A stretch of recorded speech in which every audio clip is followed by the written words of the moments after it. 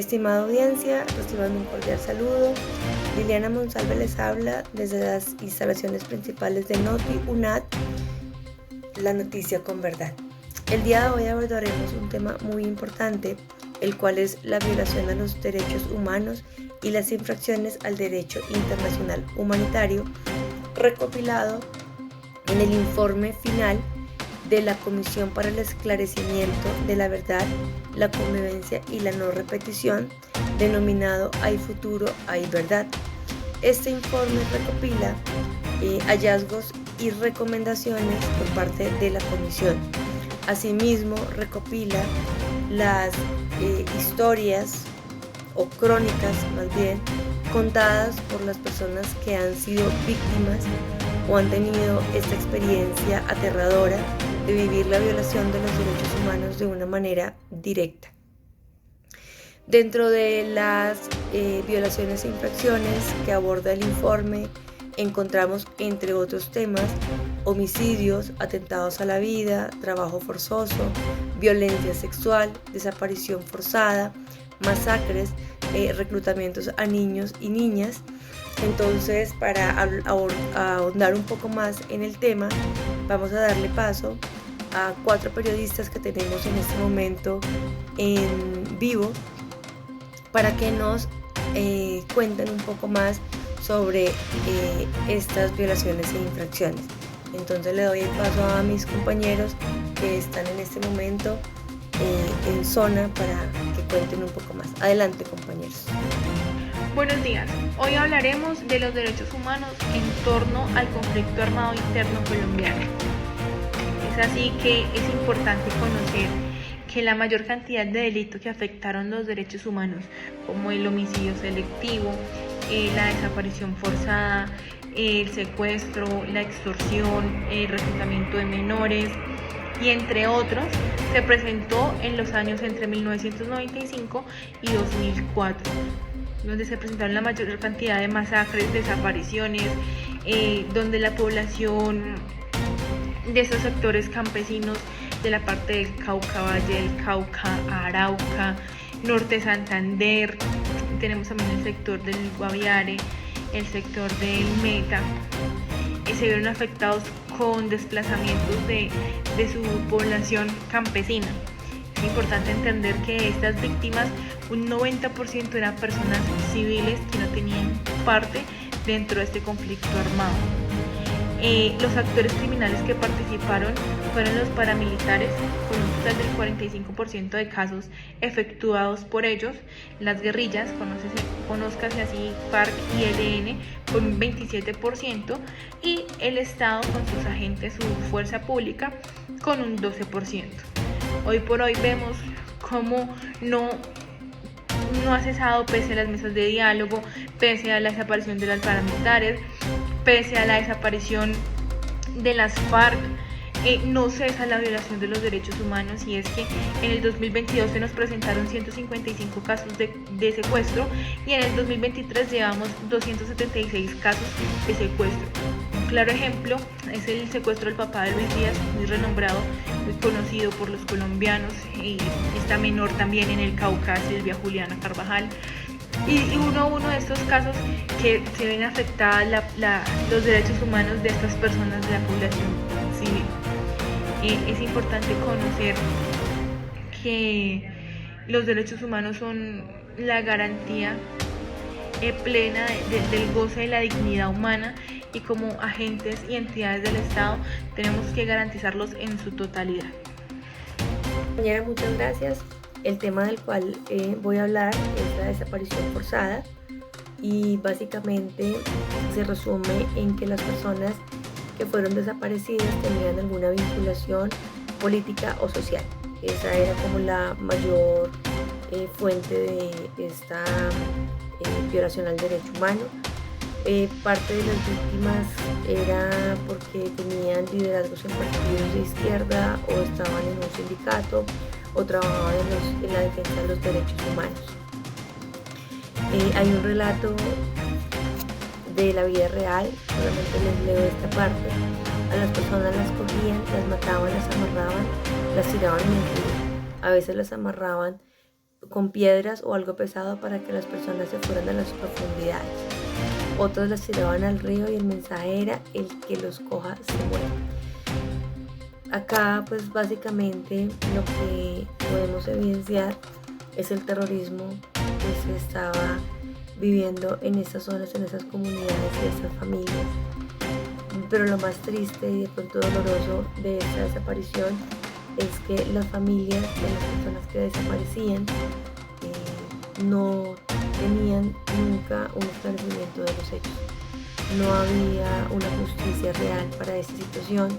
Sus duelos quedaban abiertos, sus heridas quedaban sin sanar y tal vez a lo largo del paso del tiempo nunca podían saber lo que pasó con sus familiares, solamente imaginarse lo que por ejemplo podemos ver aquí en el relato. Y pues otros guardaban silencio por miedo también a las represalias que se podían tomar. El informe también cuenta que las desapariciones forzadas estaban mayormente en grupos paramilitares como lo era FARC y ELN. Además, un dato importante dice que entre 1970 y 2015 se presentaron más de 1000 víctimas de la desaparición forzada. Esto realmente pues, es una situación dolorosa que va en contra de la vida, y la vida, que es un derecho fundamental amparado no solamente en nuestra constitución política, sino también en los diferentes tratados nacionales e internacionales. Y bueno, vemos cómo nuestro país ha tenido historia y esta violación a la vida por medio de la desaparición forzada se ve en evidencia en este informe de la comisión. Cedo el paso a mi compañero que está con otro tema de violación de los derechos humanos.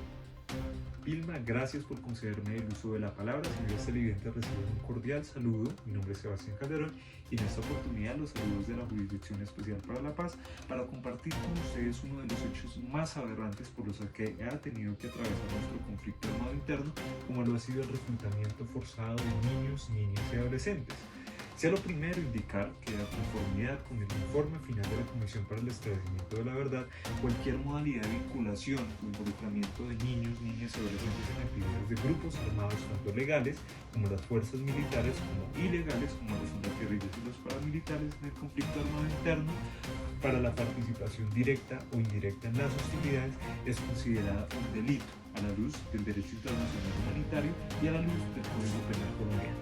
De esta manera, el Estado colombiano, para solucionar la problemática del reclutamiento forzado de niñas, ha adoptado convenios y protocolos internacionales para su inclusión dentro del bloque de constitucionalidad mediante leyes. De esta manera, como lo podemos observar, mediante las leyes relacionadas en este árbol, encontramos cómo Colombia ha relacionado aquella normatividad o esa sombrilla de normatividad internacional que proviene del derecho internacional de los derechos humanos, así como del derecho internacional humanitario, aunado al derecho penal internacional, para frenar de manera rotunda a través de las leyes el reclutamiento forzado de niños, niñas y adolescentes. De manera que el reclutamiento forzado de niñas, niñas y adolescentes no se da en razón a la inexistencia de normas, toda vez que fuera de las diferencias que existe en la redacción de los diferentes instrumentos considerados a nivel internacional y a nivel interno, confluyen en que el reclutamiento y utilización de niños menores de 15 años en el conflicto armado en Colombia es, primero, una violación de los derechos humanos, segundo, una infracción al derecho internacional humanitario y adicionalmente es considerada un delito internacional a la luz del Código Penal Internacional. Ahora bien, de acuerdo con los datos del proyecto conjunto de la Jurisdicción Especial para la Paz y la Comisión para el Esclarecimiento de la Verdad, se encuentra que dentro de las organizaciones de carácter ilegal, que entre el año 1990 y el año 2017 mayor cantidad de niños reclutados fueron las FARC-EP, con 12.038 víctimas que corresponden al 75% del total, los grupos paramilitares con 2.038 víctimas que correspondieron al 13%, el ELN con 1.391 víctimas correspondientes al 9% y adicionalmente, según el proyecto conjunto relacionado anteriormente, 4 de cada 10 víctimas de reclutamiento eran menores de 15 años. Hola, ¿cómo están? En esta oportunidad los acompaño, yo soy Juliana Castañeda y continuamos con el tema de los derechos humanos. En esta ocasión les voy a hablar puntualmente sobre el trabajo forzado. Este se dio, como lo comentaban mis compañeras, especialmente hablando de todo el abuso y todo lo que se dio con el tema de la guerra. Y una de las violaciones de los derechos humanos fue el trabajo forzado. El trabajo forzado es una violación e infracción invisibilizada por el Estado. Sus víctimas no tienen reconocimiento ni reparación, ya que no se encuentran ni dentro de las líneas de investigación de la Fiscalía. Muchas cosas pasaron, muchas cosas quedaron en la impunidad. Y todo esto, pues obviamente no estaba bajo la luz de la ley.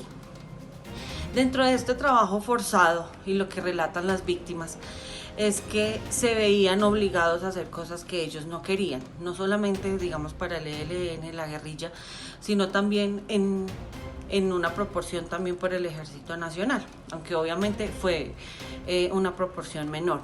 Entonces ellos, las víctimas indicaban que en estas guerras y todo este tipo de violencia, entonces ellos se veían forzados, por ejemplo, a matar sus animales, los obligaban a que les compraran mercados, botas, o hacer cosas que ellos de pronto no querían hacer.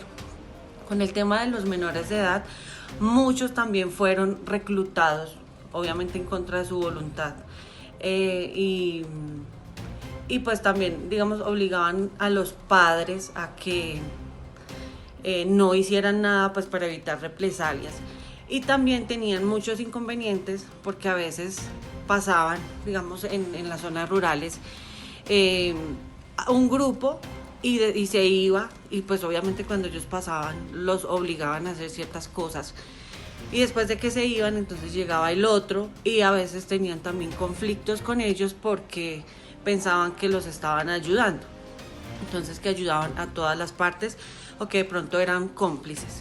Entonces esto también fue algo que se vio inmerso en todo lo que ellos hacían, y se veían obligados, y a veces sufrían por esto, porque pues digamos que ellos hacían esos trabajos forzados por proteger su vida.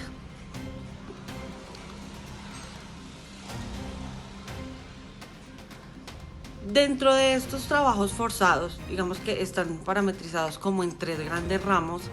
Uno de ellos eran trabajos dirigidos al mantenimiento y servicio de los actores armados, o también los obligaban a cuidar ciertas propiedades o ciertos planteles. Tareas para la existencia como el sostenimiento y beneficio de los actores armados, construcción y mantenimiento de infraestructura como caminos o carreteras, y acciones propias del personal sanitario. Digamos que en estos trabajos forzados no solamente era el tema de hacer favores o de cumplir órdenes, por decirlo así, sino que también se vieron muchas violaciones con el tema del reclutamiento forzado, la violencia sexual, las torturas y las amenazas. Gracias a Dios, hoy en día todo esto ha mejorado, pero en algunas zonas del país se han escuchado ya noticias que algunos grupos han estado tomando fuerza, y pues esperamos que las leyes y que todas las instituciones colombianas ayuden para que esto se mitigue y otra vez pues no volvamos a lo que alguna vez tuvo Colombia. Bueno, que estén muy bien, nos vemos en una próxima oportunidad. Hasta una próxima emisión de Noti UNAT, la noticia con verdad.